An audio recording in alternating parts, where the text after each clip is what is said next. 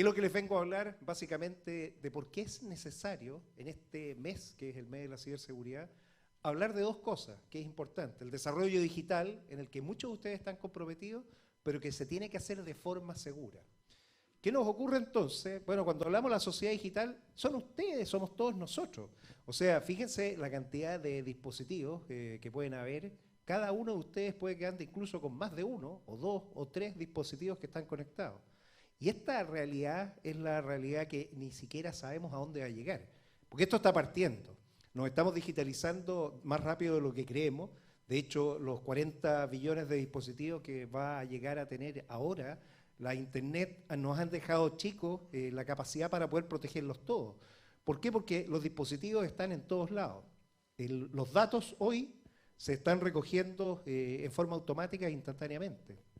A ustedes les recomendaron en la sesión en la mañana la privacidad, autorizar, decir qué quiero o no quiero que se sepa lo que estoy haciendo. Pero eso es algo que ustedes deben decidir. Porque si no lo deciden ustedes, alguien se va a quedar con sus datos. Y aquí viene el primero de los dilemas éticos. ¿Cuál es? El que controla los datos de ustedes, los controla. O sea, la libertad de ustedes depende de esa información. También ustedes le van a poder enseñar a las máquinas. Y esto del machine learning no es menor. Y las máquinas están aprendiendo más rápido de lo que nosotros creemos. Hoy es imposible analizar los logs. Si ustedes se meten antes, había una persona, un experto en logs que iba viendo lo que estaba pasando. Con los millones y millones de eventos que están ocurriendo, es imposible poner a una persona. Por lo tanto, ustedes van a tener que ir diseñando cómo van a tener que hacer sistemas que sean cada vez más inteligentes. La inteligencia no es otra cosa de lo que ustedes son capaces de hacer. Y eso hoy lo hacen dispositivos tan pequeñitos como este que lo mostré hace tiempo atrás. ¿Dónde viene el drama? La generación de datos. El mundo es un mundo de datos. Tanto así que un solo auto es capaz de producir 3 teras al día, si suman todo lo que produce el auto. Pero todo esto es vulnerable. Todo. No hay nada que no sea vulnerable. Todo tiene algo, alguna cosa. Y por eso se requieren personas capaces, hombres y mujeres, de desarmar todo, de encontrar las fallas. Y esos son los verdaderos investigadores de ciberseguridad. Gente que está disponible para desarmar las cosas. Y eso en inglés se llama hacker. Hackear algo significa desarmarlo, entenderlo, comprenderlo. No es ser un delincuente, un cracker. Los crackers se meten a la cárcel. Los hackers los estamos reclutando. Esa es la buena noticia. Aquí también hay pega, y pega bastante buena. El mundo entonces se está digitalizando, pero se está digitalizando porque tenemos la capacidad de llegar con ancho de banda a todos lados. Y lo más importante, los cables de fibra óptica. ¿Por qué? Porque permiten que el mundo pueda ser capaz de manejar grandes volúmenes de data. Y esos cables que están dibujados ahí son los que salen o entran de Valparaíso. Valparaíso es puerto de datos, y ese puerto de datos es el que tenemos que cuidar porque es el que nos permite vincularnos en todo el Pacífico. ¿Qué ocurre entonces? Para que más o menos lo comprendan, el comercio en el mundo se hace por mar, 94%, pero el 100% del comercio es digital, bajo el mar. Esto lo he estado conversando en dos foros muy importantes. Uno, que es el de la Alianza del Pacífico. La Alianza del Pacífico es México, Colombia, Perú y Chile. 400 millones de personas. 400 millones de personas es más grande que Estados Unidos. Bueno, y ahí podemos establecer un mercado de ciberseguridad para nosotros. Fíjense que el comercio marítimo que hace Chile en un año todavía está en papel. Y si uno tomara todos los papeles que se hacen para el comercio marítimo, son 130 metros de altura, una torre Entel. Así de atrasado estamos en algunas áreas de desarrollo digital. Y si le metemos ciberseguridad, bueno, probablemente no lo han pensado, hay que pensarlo desde el momento uno. La PEC, que es la que Chile es sede en estos momentos, son la economía que tiene sobre el 65% del PIB del mundo. Y tampoco tenemos un acuerdo de ciberseguridad amplio, porque hay algunos países que no están de acuerdo de la forma o los métodos. Tenemos que organizarnos, y esa organización parte primero por el país, parte de los bloques económicos que somos parte y termina finalmente con el resto del entorno. ¿Qué es lo que va a ocurrir entonces? Esas tres máximas. Todo lo que se pueda digitalizar, se va a digitalizar. Se cree que al 2022 el 65% del PIB del mundo va a estar digitalizado.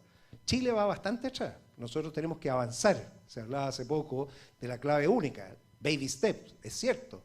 Tenemos que llegar a identidad digital, domicilio digital, tenemos que tener 2 factores de autentificación, tenemos que tener muchas cosas, pero sabemos dónde estamos y dónde queremos llegar. Todo lo que se pueda conectar, se va a conectar. Les voy a mostrar un par de ejemplos más, donde el mismo ancho banda que ustedes tienen que ojalá llegar a tener acá, para conectarse con el mundo, esté disponible en el lugar más remoto. Y finalmente, el desafío. ¿Qué vamos a hacer con toda esta data que tenemos? Hay que analizarla. Y hay mucha pega ahí. O sea, hay trabajos que ni siquiera sabemos cuáles van a ser que tenemos que construir. Hoy, claro, uno podría hacer listado de tecnologías, pero en 2 o 3 años más van a haber muchas más cosas. O sea, va en una evolución constante y rápida. ¿En qué está empeñado entonces el gobierno? En la transformación digital.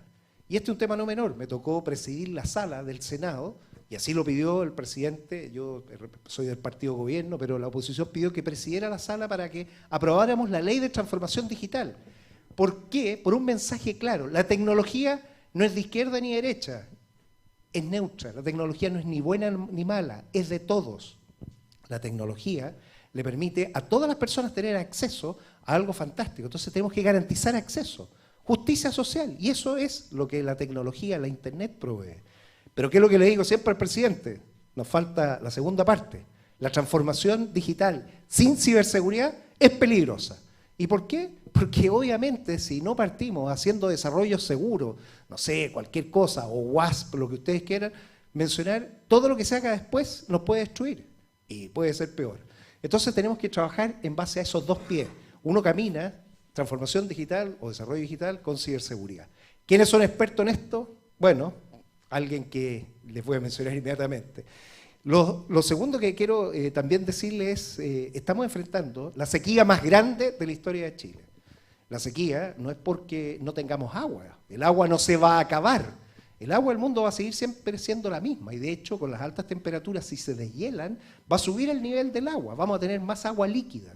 El agua entonces se transforma. ¿Qué tenemos que hacer? Gestionar el agua.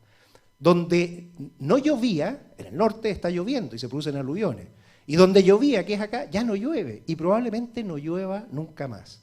Yo los invito entonces a estudiar la alternativa de trabajar junto con el Jardín Botánico, que está al lado de ustedes, para hacer gestión hídrica usando tecnología. Y fíjense que 2 cosas, porque el riesgo más extremo que tiene la humanidad es enfrentar eventos climáticos extremos, o sea, que no tenemos agua porque no llueve, con los ciberataques. Bueno, ustedes pueden ser expertos en los 2. Y ese es el Estado de Israel, por poner un ejemplo. El primer ministro de Israel tiene solo 2 problemas mayores que maneja él en su oficina: gestión hídrica y ciberseguridad. Y ustedes aquí también pueden tener esos 2 como elementos trascendentales, porque son los que más afectan a la humanidad. Lo dice el Foro Económico Mundial, no lo estoy diciendo yo, este es el análisis que se hace año a año. Bueno, ¿quiénes lo están haciendo bien en transformación digital con ciberseguridad? Estonia. Fíjense que miden ellos ahí arriba, dice Digital Development. Lo miden con indicadores mundiales, usan el Network Readiness Index, el índice de conectividad mundial y también otro índice de un organismo de Naciones Unidas. Pero entre Estonia y Chile en desarrollo digital no hay mucha diferencia, o sea, ya 65, 80, andamos cerca. Pero en ciberseguridad estamos muy lejos. Esto de estar midiendo permanentemente desarrollo digital y ciberseguridad es lo que tienen que hacer los estados. Tienen que ver dónde se producen las brechas. Y por eso Estonia es una sociedad digital muy segura. No son el número 1, para que no digan que como inventaron el criterio se van a poner número 1, pero ellos trabajan en base a esto. ¿Y cuál es el pilar? El pilar es básicamente el modelo de 5 elementos que tienen, que les va dando una medición dinámica. Chile, al 2019, fue capaz de aumentar su nivel de ciberseguridad.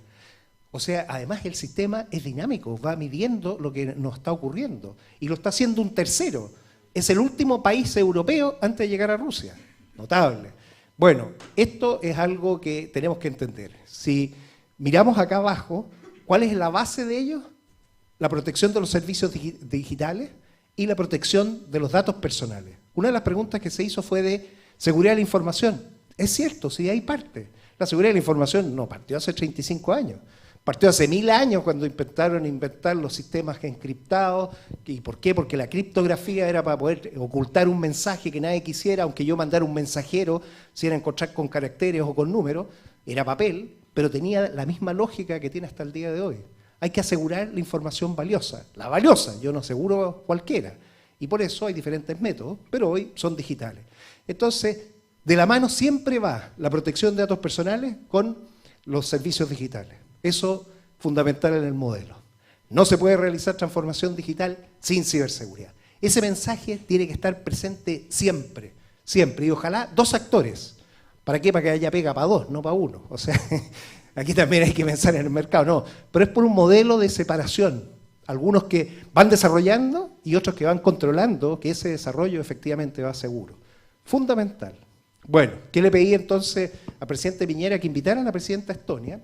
Y un par de semanas atrás estuvieron en Nueva York, se reunieron y efectivamente la presidenta Estonia aceptó y la vamos a tener el día 16 y 17 de enero del 2020 y eso es un día jueves y viernes, 2 días duran las visitas oficiales y la queremos invitar el sábado 18 a la región de Valparaíso en una visita privada al gobierno regional. ¿Por qué? Porque queremos establecer un vínculo directo con Estonia. Estonia es pequeñito, es como la región de Valparaíso, tiene casi la misma cantidad de millones de personas. O sea, nosotros podemos ser la primera región digital de Chile, la primera región digital, el primer gobierno regional digital, el primer región donde la agricultura, que es la fuente mayor de producción de empleo y trabajo, tiene soporte digital con ciberseguridad.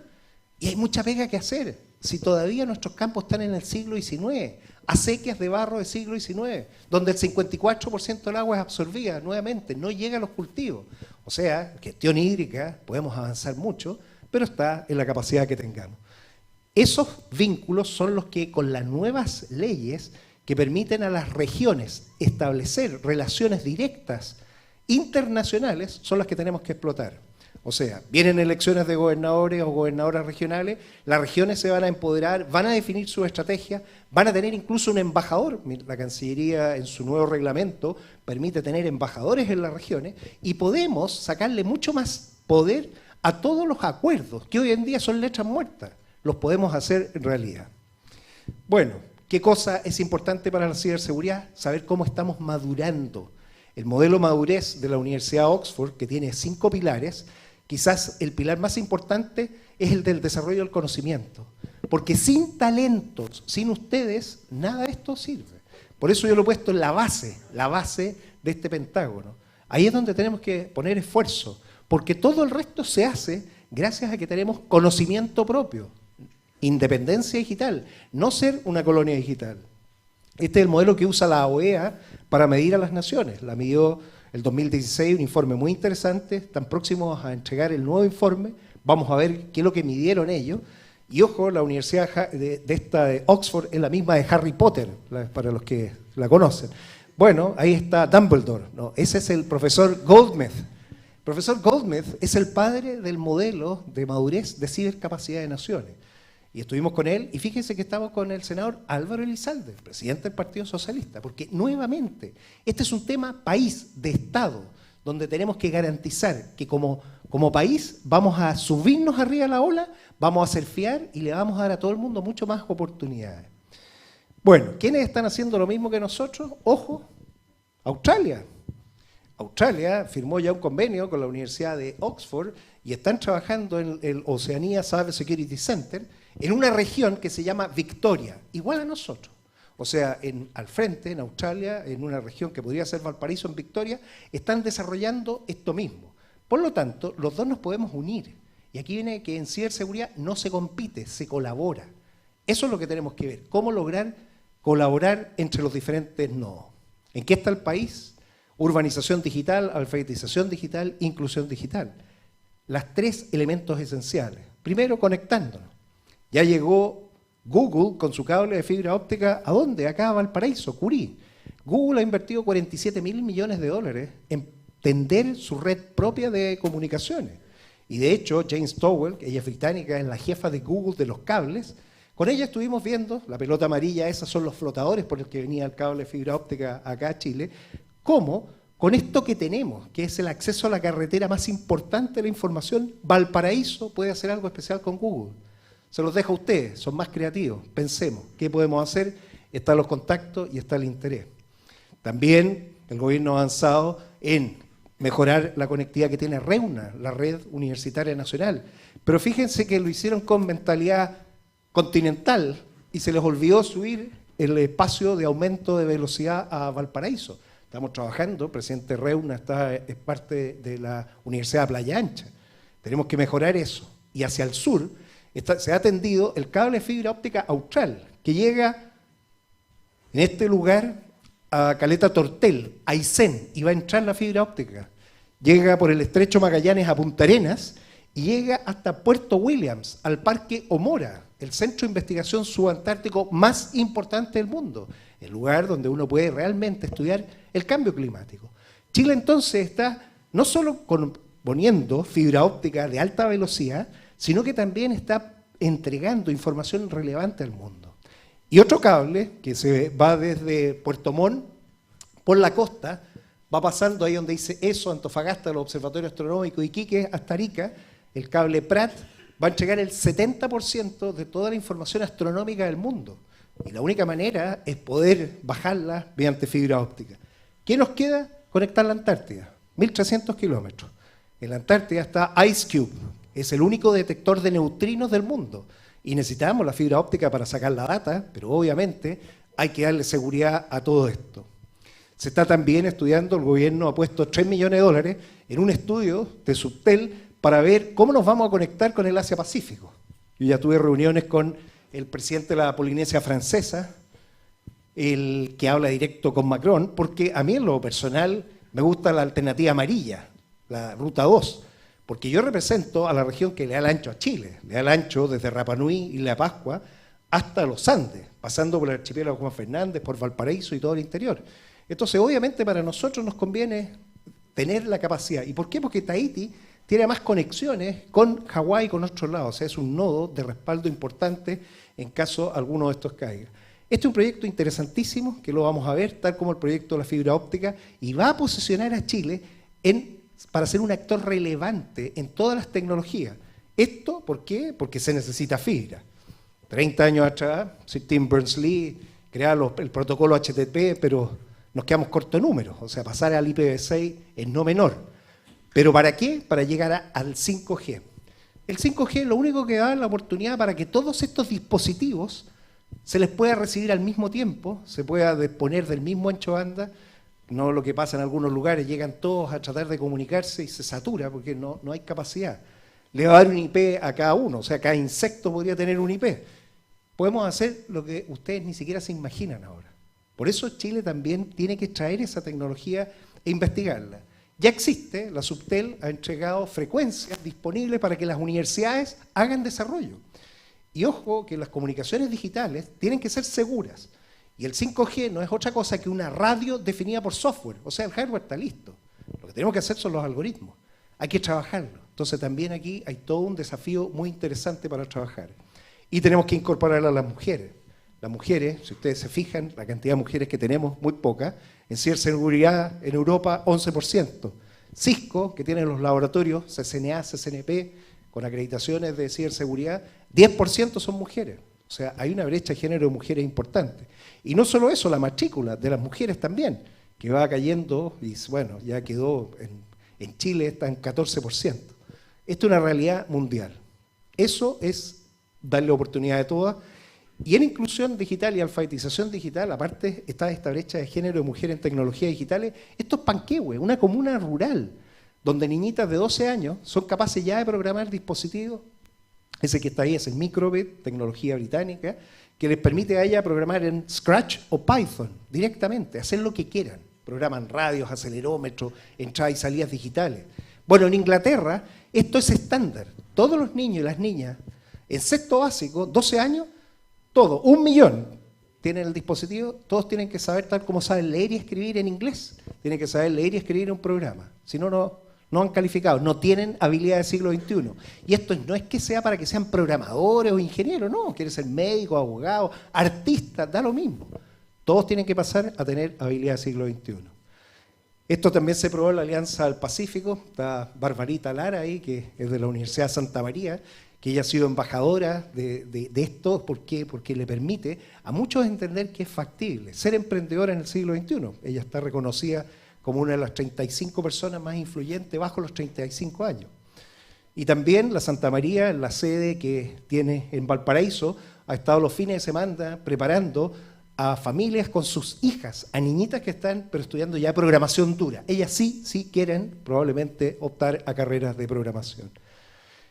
Yo agradezco que esta actividad esté en este mes de octubre, el mes de la ciberseguridad. Esta actividad está registrada, está visible, todo el mundo sabe que lo estamos haciendo, y después vamos a tener las estadísticas por regiones, quiénes fueron capaces de convocar mayor cantidad de actividades, pero no solo eso, público, personas, a cuánto estamos llegando, porque ustedes después tienen que ser evangelizadores. Lo que ustedes reciben, llévenselo a la casa, a los amigos, pero envíenle el WhatsApp, oye, ¿estás entregando información o no estás entregando? Traspasen lo que ustedes reciban, que es la única manera de poder llegar a todo. Finalmente, explicarle dónde están los esfuerzos más grandes que tenemos que desarrollar. Crear un sistema nacional de ciberseguridad. Un sistema nacional de ciberseguridad tiene que tener elementos visibles y claros que todas las personas pueden entender. Una agencia nacional de ciberseguridad, un organismo público, dependiente del Ministerio del Interior, que es el que tiene la función primaria, que sea capaz de coordinar todos los CECIR, todos los centros de respuesta a incidentes, de los diferentes sectores, del de gobierno, el de defensa, el de cada una de las industrias. ¿Por qué? Porque tiene que existir esa colaboración, pero fundamental para la protección de los datos personales. Se hablaba, cuando hablaron del GDPR, el GDPR es el Reglamento Europeo de Protección de Datos Personales. Ese reglamento lo tomamos, lo hicimos propio. Yo personalmente presenté 35 indicaciones al proyecto de ley, muchas de ellas ya fueron aceptadas y estamos en la fase final, va a entrar a votación en la sala. Hay un artículo que no estamos de acuerdo y vamos a pedir votación separada, porque creemos mucho que debe tener autonomía total, no debe depender de un tercero. ¿Por qué? Porque tal como está previsto, para ahorrar unos pocos recursos, el mismo ente que les garantiza a ustedes un derecho, que es el del acceso a la información pública, o sea, fíltreme datos del Estado, es el que queremos que proteja los datos privados. Y ahí hay un conflicto que se produce entre qué filtra y qué protejo. Yo, en lo personal, llegué a la conclusión que en Europa, que es donde nacen estas iniciativas, los países sajones, alemanes e ingleses tienen su cerebro bien montado y pueden estar en un lado y en el otro, y tienen una autoridad que sirve para hacer las dos cosas. Pero todos los países latinos, los portugueses, los españoles, los franceses, los italianos, tienen agencias separadas. Uno garantizan el acceso a la información pública y los otros protegen y multan. 4% de los ingresos, no menor. Bueno, yo prefiero la mentalidad más latina y ojalá logremos tener autonomía entendiendo que hoy la protección de datos personales es parte de los sistemas de ciberseguridad. Fíjense que lo que no han querido firmar de la APEC, uno de los artículos era porque decía precisamente que la protección de datos es holística con la ciberseguridad. Tiene que estar totalmente vinculada, no van separadas.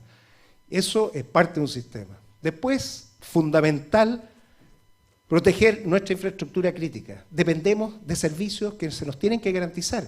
El agua que tomamos no se puede envenenar, el hospital que me atiende tiene que tener oxígeno, no me lo van a cortar cuando estoy en la cama, el avión que voy volando no va a chocar. Ustedes se pueden imaginar lo que quieran. Todas esas infraestructuras críticas, el 85% está en manos privadas. Por lo tanto, tenemos que regularlo. Y tiene que ser seguridad física y seguridad digital. Seguridad física, barreras, perímetros, guardias, controles. Seguridad digital, ciberseguridad.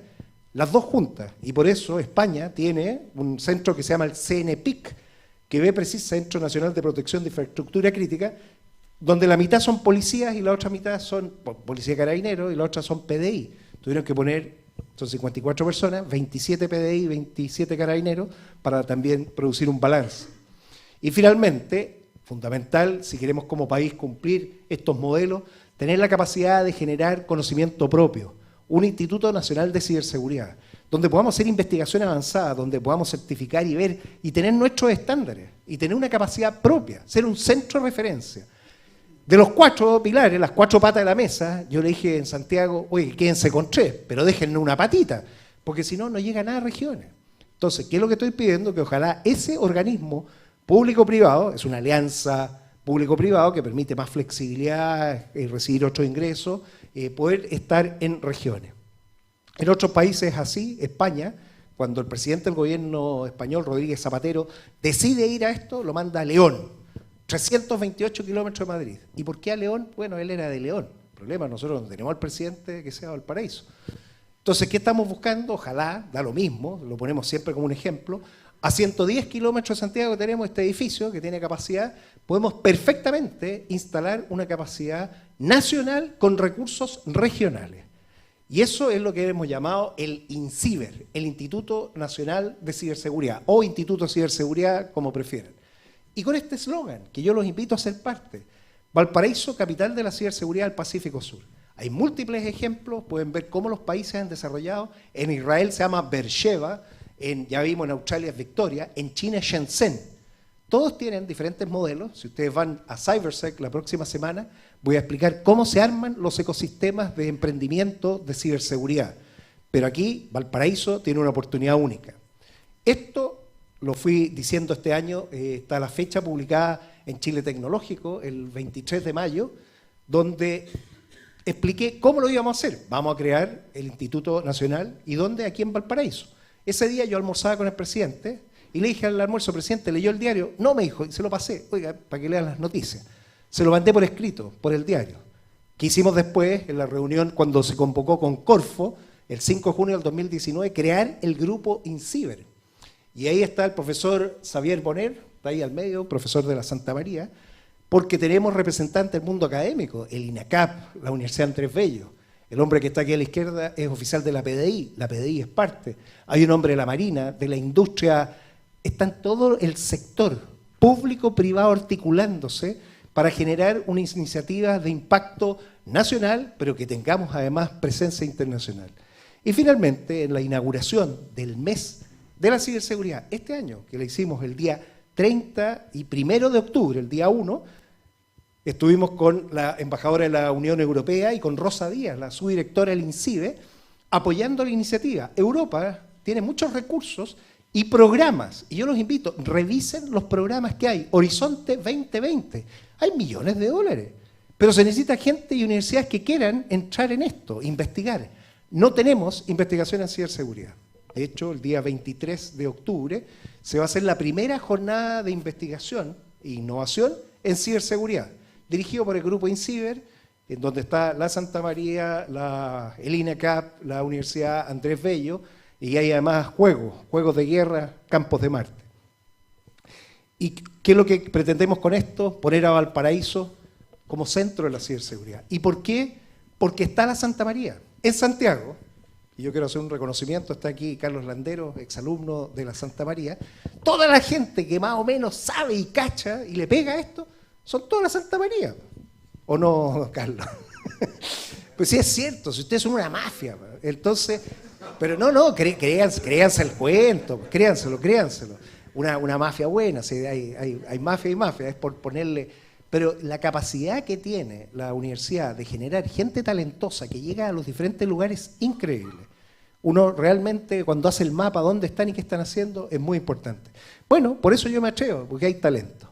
Finalmente decirles qué es lo que tenemos que hacer, adaptarnos. Nosotros, lo único que nos queda, si queremos tener una posibilidad en este cambio de la globalización, es entender que ni el más grande ni el más inteligente a sobrevivir, sino que los que se saben adaptar.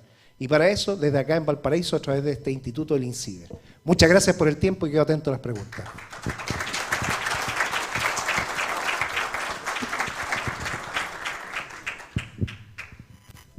No sé si quieren hacer alguna pregunta, algo.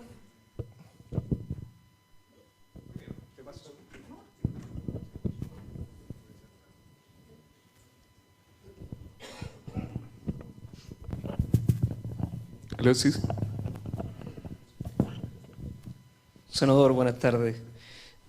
Solo me quedó una duda. Usted mencionó la ley 21.113, o en realidad no la mencionó, sino que estaba ahí escrita, digamos. Quería saber de qué se trata esa ley. Bueno, la ley es muy sencilla. La ley lo que hace es poner los mismos estándares del mundo. Estados Unidos, 15 años atrás, declaró el mes de octubre el Cyber Security Awareness Month. Ellos tienen 5 semanas dedicadas con objetivos distintos cada semana. 8 años atrás lo hizo Europa, completa. Y ellos no tienen 5 semanas, tienen 4 semanas, y hay una organización, ENISA, que se encarga de llevar adelante esto, que es lo que hemos hecho en Chile, subir al mismo estándar, pero con algo más agregado. La ley dice no solo promover, que es lo que dicen los europeos y los norteamericanos, efectuar ejercicios nacionales. Pero en ciberseguridad no se obliga, lo que existe es en forma voluntaria. Ya hemos logrado generar ejercicios que fueron creciendo. Cuando partieron esto el año pasado fue incipiente, no sabíamos si iba a salir la ley o no, se juntaron 3 universidades. Bueno, este año vamos a tener 10 universidades participando simultáneamente, lo cual es un logro fantástico. Y así a poco vamos a ir generando, como en todas las cosas, las primeras veces que se van haciendo, tenemos que llegar a ejercicios nacionales de verdad, pero para eso hay que formalizar la institucionalidad. Todavía no los hemos formalizado. Mientras no tengamos formalizada la institucionalidad, obviamente no se va a poder hacer de la mejor forma, pero la ley está prevista para eso. Una vez formalizada, poder ejecutar. ¿Y esto qué es lo que le permite al gobierno? Después poder planificar recursos. ¿Por qué? Porque se pone la glosa, ley tanto y nadie lo discute. Si en el fondo está el marco. Uno prepara marcos para que la gente, los artistas pinten. O sea, el marco, no se olviden, es para poner una tela, pero para que alguien haga algo bonito. O sea, no nos quedemos con el puro marco vacío porque no sirve para nada. Entonces ahí es donde están ustedes, que ojalá invitarlos, lo tomen, y esto es básicamente lo que los países son capaces de hacer. Curiosamente, nadie en América del Sur, desde el Río Grande para abajo, o sea, México para abajo, nadie tiene lo mismo. O sea, todos nos preguntan, ¿y cómo lo hicieron? Tenemos también una alianza chilena de ciberseguridad, se juntó un grupo privado, y también, entonces, ya de forma voluntaria, que es lo que buscamos, muchos se hacen corresponsables. La ciberseguridad es de corresponsabilidad. No es un tema del gobierno, de la agencia de ciberseguridad, no, es el problema de las personas. Las personas son la primera línea de defensa y la última. Por lo tanto, todo parte y termina en las personas. Y eso es lo que tenemos que llegar, que todos entiendan en el mundo en que están. Gracias por la pregunta.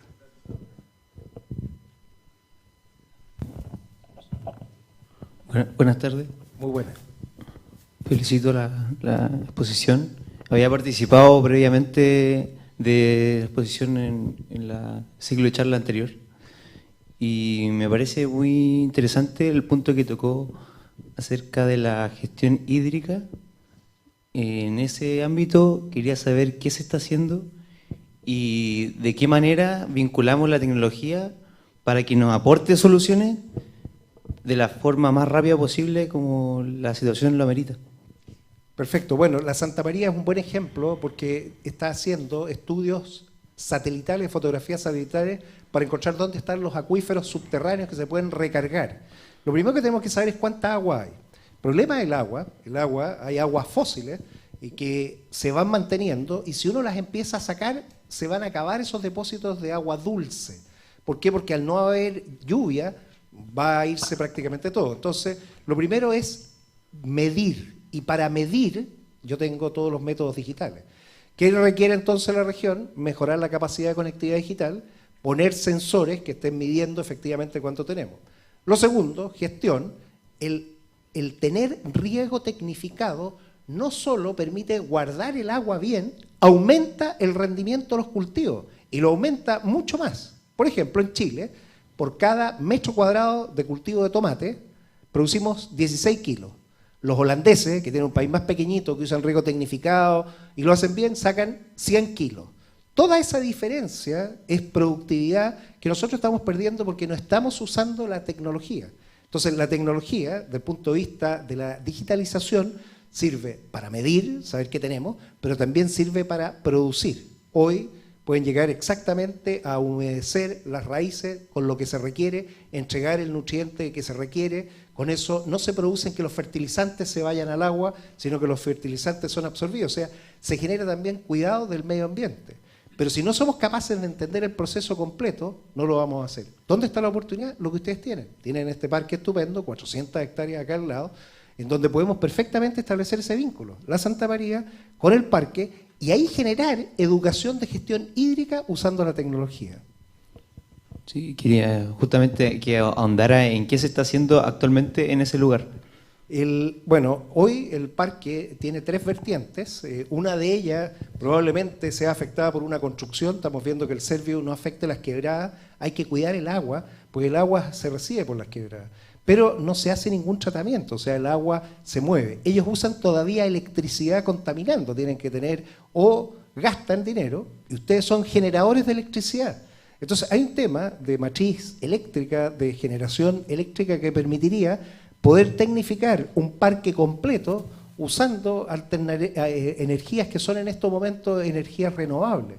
Y eso es uno. Dos, la persona es de apellido Peirano, es el hijo del doctor Peirano que ayudó al doctor Kaplan a hacer la operación al corazón. Eso es para llevarnos a una historia, porque no nos olvidemos que en Chile se hace el primer trasplante de corazón aquí en Valparaíso.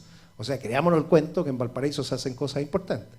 Lo hemos puesto en contacto para que se puedan reunir. Yo entiendo que a través de Infoeduca van a tomar contacto con ellos para ver la parte tecnológica y también con el grupo de gente que está viendo toda la parte sostenible, para lograr con los dos equipos generar un apoyo, y ustedes podrían ser probablemente un match perfecto en algo que la región lo necesita.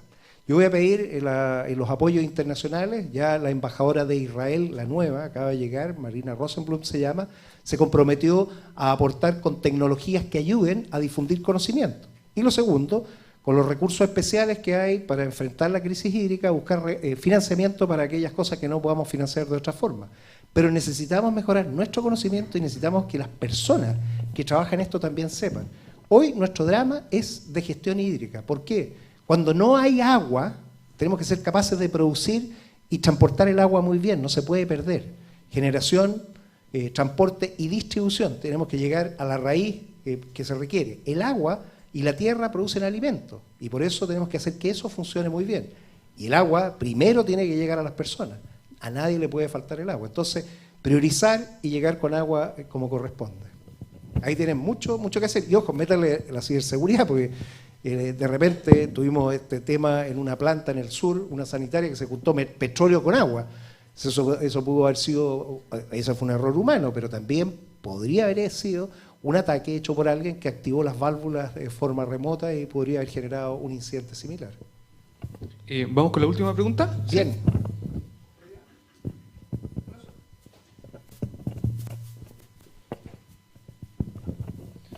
Hola, buenas tardes primero que nada. Y quería preguntar acerca de lo que dijo usted, que me llamó la atención, con el tema de la igualdad con las mujeres, como traer más mujeres a este campo.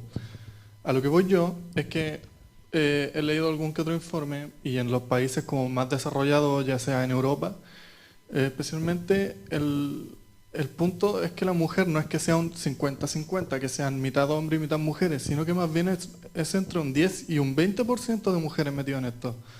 Lo que se busca aquí en Chile es que se genere este ambiente de 50-50 o que simplemente se abran a los demás géneros, ya que hoy en día está ese tema.